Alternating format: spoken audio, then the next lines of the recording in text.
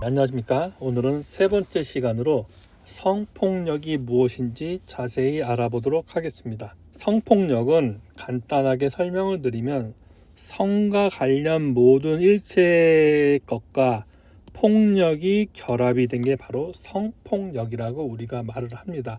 이 폭력에는 여러 가지가 있지만 물리적인 폭력뿐만이 아니라 비물리적인 폭력도 포함된다라고 기억하셔야 됩니다. 그러면 구체적으로 알아보도록 하겠습니다. 성폭력의 의미는 좁은 의미와 넓은 의미가 있습니다. 좁은 의미는 성적인 행위로 다른 사람의 육체적, 정신적, 심리적 압박을 가하는 물리적인 강제력을 말합니다.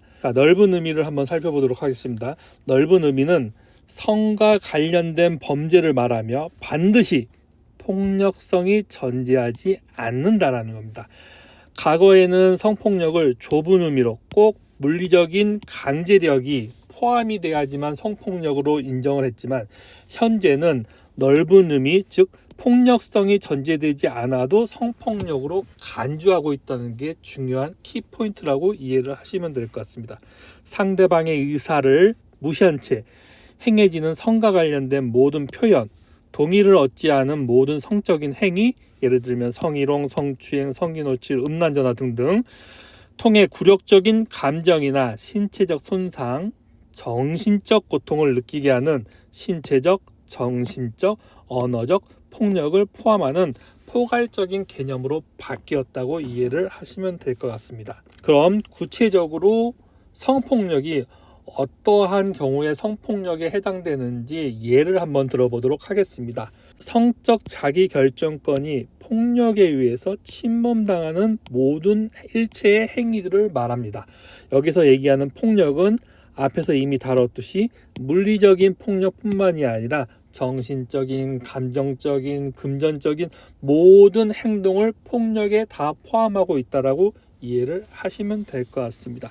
두 번째는 의존관계를 악용한 성행위입니다. 또는 업무상 위력에 의한 성행위를 말하고 있습니다.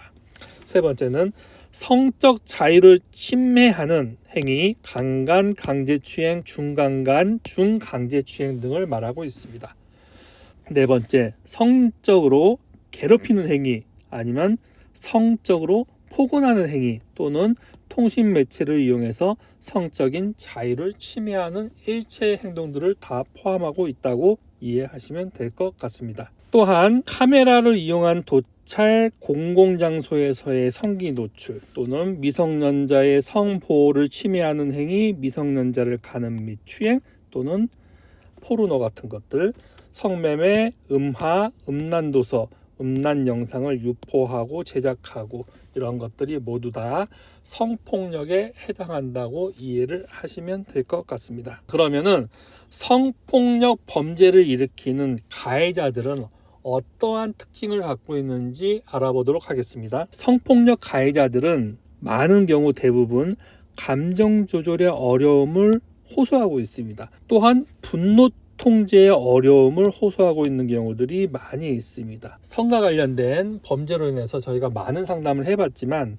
대부분 감정적인 조절을 못하든지 아니면 분노 통제를 못하다든지 또는 자신의 충동성을 조절 못하는 경우들이 상당히 많이 있다라고 이해를 하시면 될 것 같습니다. 또한 성폭력 범죄 조사 과정에서 당황, 분노, 수치심, 죄의식, 불안, 낮은 자존감을 보이는 게 특징이라고 이해하시면 될 것 같습니다. 성폭력 범죄 가해자들은 사회적이나 도덕적이나 상식적, 윤리적 비난에 대해서 과도하게 오히려 신경을 안 쓸 것 같은데 오히려 과도한 신경을 쓰는 게 주요 특징으로 나타나고 있습니다. 그리고 여기서 제일 중요한 자기 중심적 사고를 보인다는 게 매우 큰 특징이라고 보시면 될 것 같습니다. 자기 중심적 사고란 피해 여성과 사회가 자신에게 죄를 뒤집어 씌운다라고 생각을 해요. 성행위는 인정하나 성폭력에 대해서는 인정하지 않는 경우들. 이러다 보니까 가해자들은 성과 관련된 피해자가 지금 현재 느끼고 있는 고통, 정신적인 피해 이런 거에 대해서 전혀 공감을 하지 못하는 경향들을 많이 보이고 있다라고 이해를 하시면 될 것 같습니다. 계속해서 성폭력 범죄 가해자의 경우는 자신의 범죄에 대해서 부인하는 경향이 많아요. 앞에서도 이미 설명했듯이 피해 여성과 사회가 자신에게 죄를 집어 씌운다라는 자기 중심적인 사고를 가지고 있다 보니까 많은 경우 자신의 범죄에 대해서 대부분 부인하는 경향을 많이 보이고 있습니다.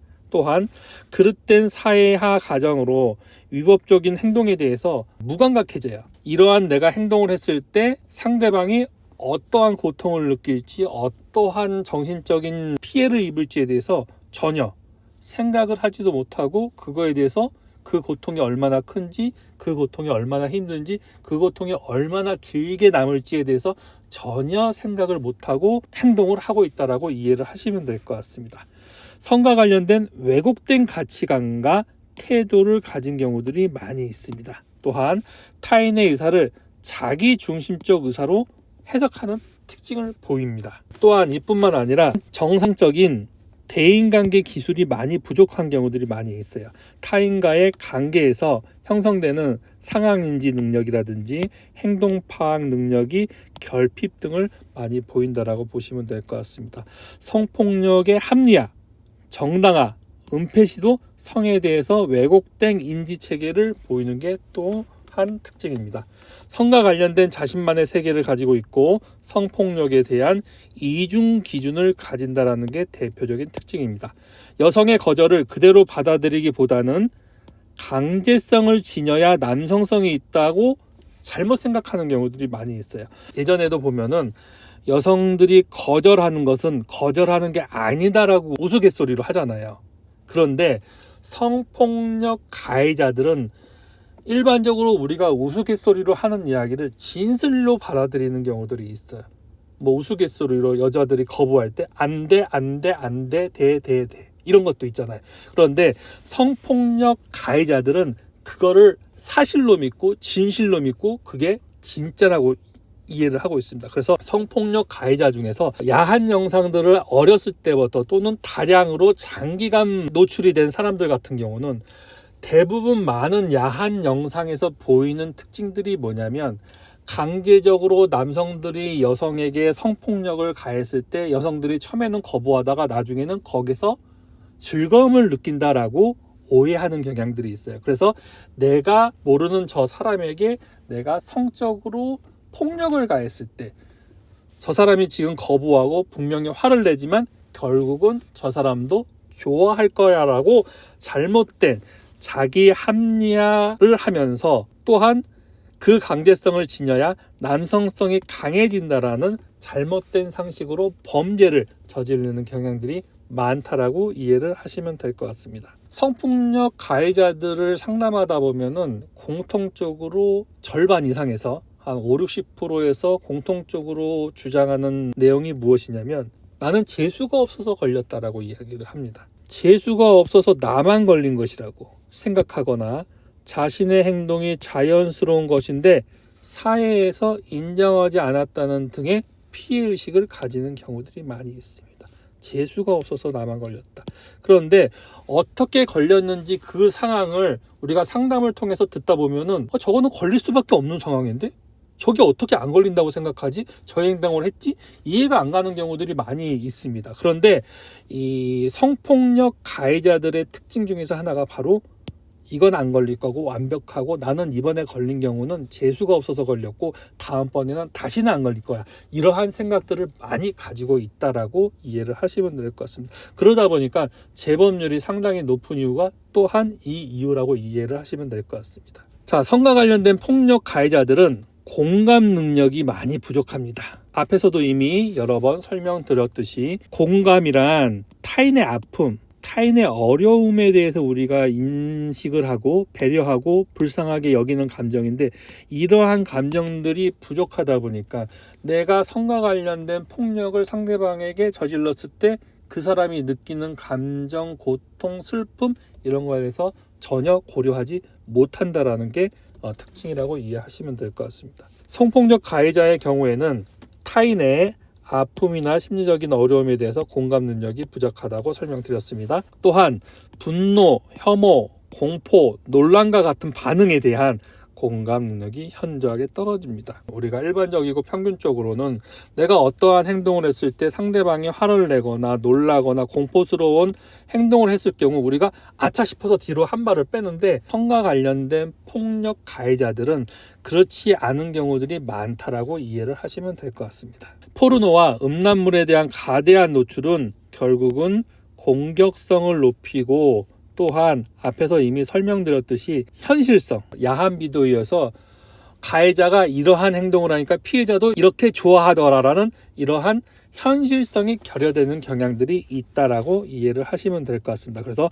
포르노와 음란물을 많이 시청한 사람일수록 성폭력에 대한 긍정적인 생각, 즉 성폭력은 해도 돼, 성폭력은 피해자들이 은근히 원하는 거야 라는 태도를 보이는 것으로 조사가 되고 있습니다.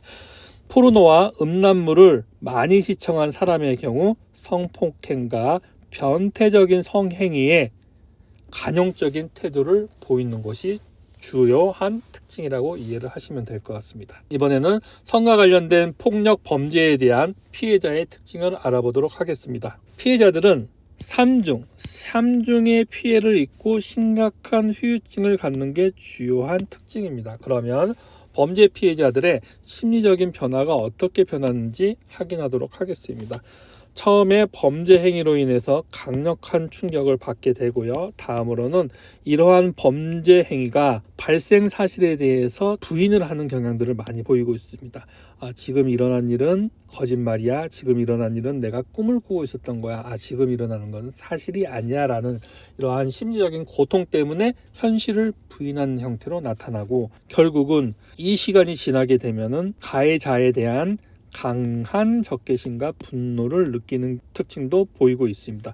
결국은 시간이 더 지나게 되면은 시간이 지나면서 체념하고 결국은 모든 것을 수용하는 시기에 접어드는 게 바로 피해자들의 심리 변화라고 이해를 하시면 될 것 같습니다. 피해자가 3중 피해를 입고 심각한 후유증을 갖는다고 말씀드렸습니다. 그러면 어떠한 세 가지의 피해를 입는지 알아보도록 하겠습니다. 1차 피해는 성폭력으로 인한 직접적인 피해가 바로 1차 피해입니다. 그리고 두 번째로는 이 성폭력을 범죄를 조사하는 과정에서 다시 2차 피해를 입게 됩니다. 그리고 마지막으로 성폭력 이후에 일상생활의 제약과 상처로 입은 피해로 인해서 심리적으로 어려움을 겪으면서 다시 3차 피해를 입게 됩니다. 범죄 피해자들이 느끼는 심리적, 신체적, 정신적인 피해를 알아보도록 하겠습니다. 심리적인 피해는 성결정권에 대한 상실감을 느끼고,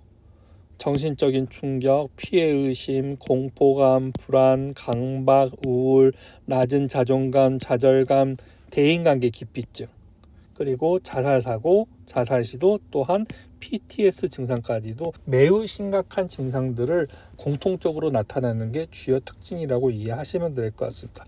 신체적인 후유증은 수면장애, 식욕감퇴, 불면증, 두통, 신체적 상해, 그리고 성병 감염, 마지막으로 임신에 이르기까지 심리적인 고통도 힘든데 이제는 신체적인 고통까지도 따르면서 더욱더 심리적인 고통을 가중시키는 역할을 한다라고 이해를 하시면 될 것 같습니다. 자, 다음으로는 정신적인 고통입니다. 남성 혐오감이 증가하게 되죠. 정상적인 성관계, 연인 간이나 부부 간의 성관계가 못하게 되는 거죠. 과거에 있었던 폭력에 의한 이러한 PTS 증상 때문에 내가 스스로 두려워서 거부를 하게 되는 거죠. 그리고 결국은 사회생활이 기피가 되고 사회 적응력도 저하가 되는 피해를 입게 되는 게 주요 특징입니다. 그러면 한번 실제 사례를 하나 들어보도록 하겠습니다. 피해자는 성추행을 당한 피해자입니다. 성추행을 당하고 나서 이성관계에서 스킨십을 거부할 뿐만 아니라 대인관계, 사회생활을 하는데도 대인관계가 안 되다 보니까 점점 사회생활이 어려워지게 되었습니다. 결국은 외부 활동을 거부하고 우울해지고 불안하는 등 심리적인 어려움을 호소하고, 결국은 정신과 약을 복용하고 심리치료를 아주 장기간 동안 받은 케이스입니다. 그러나 이러한 케이스도 아무리 오랜 시간이 지나더라도 앞에서도 이미 얘기했듯이 심리적인, 신체적인, 정신적인 고통이 계속 남아있다라고 좀 이해를 하시면 될 것 같습니다. 시간이 지난다고 이거는 해결될 문제는 아니라고 이해를 하셔야 됩니다. 이 고통의 강도는 조금씩 줄어들 수도 있지만 이건 없어지는 고통은 아니라고 이해를 해주셔야 됩니다. 아동 성폭력 피해자들의 특징입니다. 아동 성폭력 피해자들의 특징으로는 우울, 불안, 죄책감, 분노, 무기력, 특히 아동과 같은 경우는 이 죄책감, 자신이 잘못해서 이런 일이 벌어졌다라는 죄책감을 굉장히 많이 호소하는 경우들이 있고, 이 죄책감으로 인해서 결국은 자살 사고라든지 자살 시도, 자해까지도 가는 경우들이 많이 있다라고 보시면 될 것 같습니다. 자, 특히 폭력과 관련된 이 피해자들은 성인이나 아동이나 상관없이 결국은 이 PTS 증상이 나타나서 이게 평생 동안 따라다니면서 나를 괴롭힌다라고 좀 이해를 해주시면 될 것 같습니다. 장애인 성폭력 피해자들의 특징입니다. 장애 유형에 따라서 좀 다양한 특징들이 나타나는 게 주요 특징입니다. 사회 경험에 기해 인지 능력, 교육과 간섭 경험이 상대적으로 낮기 때문에 성폭력 피해에 대한 인식과 인지 능력이 좀 미약한 편입니다. 자신이 피해를 입었음에도 불구하고 이게 피해를 입은 건지 아닌지 그 인지 능력이 떨어지다 보니까 장애인 성폭력의 주요 특징 중에서 하나가 좀 장기간 이루어지는 경우들이 있다라고 좀 이해를 하시면 될 것 같습니다.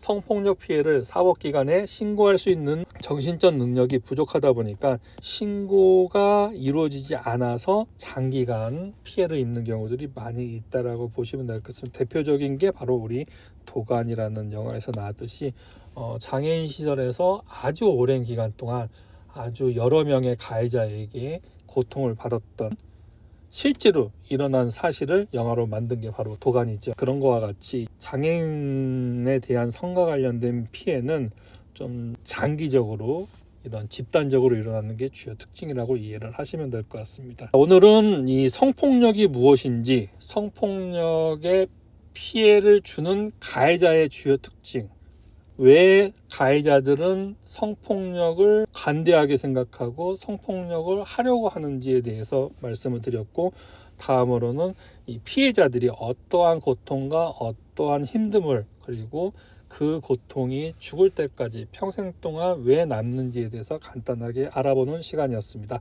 자, 궁금한 점이 있으시면은 전문가 상담 선생님과 상의를 해주시고, 아니면 영상 밑에 댓글로 남겨주시면 답변을 드리도록 하겠습니다. 오늘도 수고하셨습니다. 감사합니다.